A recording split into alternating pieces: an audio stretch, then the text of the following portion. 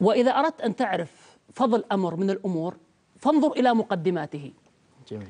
مقدمات العفو ما هي؟ هي الإصلاح. فالإنسان لما يدخل واسطة خير بين اثنين يصلح بينهما، الشريعة مقدرة لهذا الأمر ومرتبة الثواب العظيم عليه.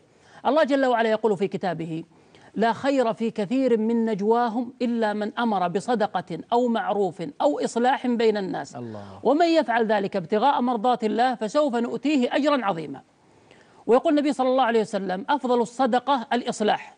ويقول الأوزاعي: ما من خطوة يخطوها المسلم أحب إلى الله من خطوة يخطوها في الإصلاح بين الناس. نعيد كلام الأوزاعي. يقول: ما من خطوة أحب إلى الله أن يخطوها المسلم من خطوة يسير بها إلى الإصلاح بين الناس. الله أكبر. ولذلك يا شيخ ناصر الشريعة أباحت الكذب في الإصلاح بين الناس، وأباحت تأخير الصلاة لأجل الإصلاح بين الناس. وذلك يقول النبي صلى الله عليه وسلم: ليس الكذاب الذي يصلح بين الناس فينمي خيرا أو يقول خيرا. ولذلك يقول ابن بابويه: إن الله، هذه كلمة عظيمة، إن الله أحب الكذب في الإصلاح وأبغض الصدق في الإفساد. الله أكبر. ولذلك من دخل في الإصلاح والإصلاح بين الناس هذا له مكانة عظيمة عند الله سبحانه وتعالى. يعني تذهب للطرف هذا وتقول فلان يحبك وأثنى نعم. عليك خيرا وهو يريد أن يصالحك. نعم، حتى لو لم يكن هذا الكلام صحيح. نعم.